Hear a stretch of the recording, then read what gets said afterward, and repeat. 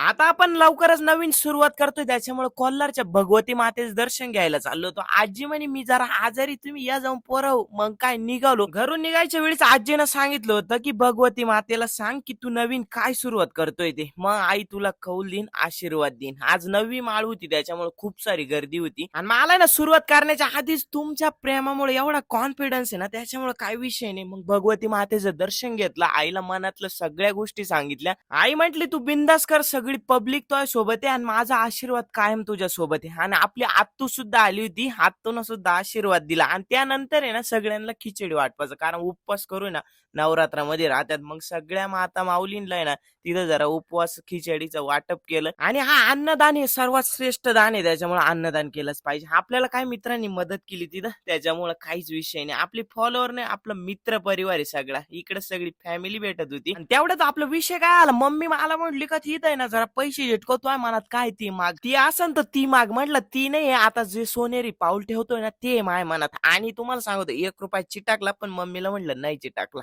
पण खऱ्या अर्थानं चिटाकला होता, म्हणजे कौल म्हणायचा.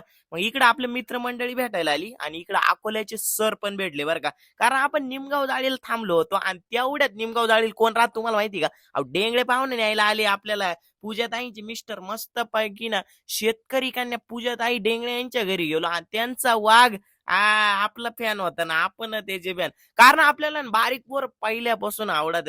म्हणजे काय त्यांचं, काय त्यांच्या मनात काय नसतं, नटखट एकदम. आणि पूजाताई डेंगळे ना यांनी ना गिन्नी गावताचं शेतकऱ्यांना ते बेन देतात, म्हणजे एकदम उत्कृष्ट पद्धतीत. आता काही जण नुसतेच गिन्नी गावतो फेमस झाले, पण खऱ्या अर्थानं फेमस कोण झाले माहिती का? पूजाताई डेंगळे. आता त्यांना पण आपली आयडिया सांगितली, त्यांना आपली आयडिया खूप आवडली. त्यांना म्हणलं सपोर्ट राहू द्या, ते म्हणे नक्कीच काय विषय नाही, सगळे तुम्हाला सपोर्ट करणार.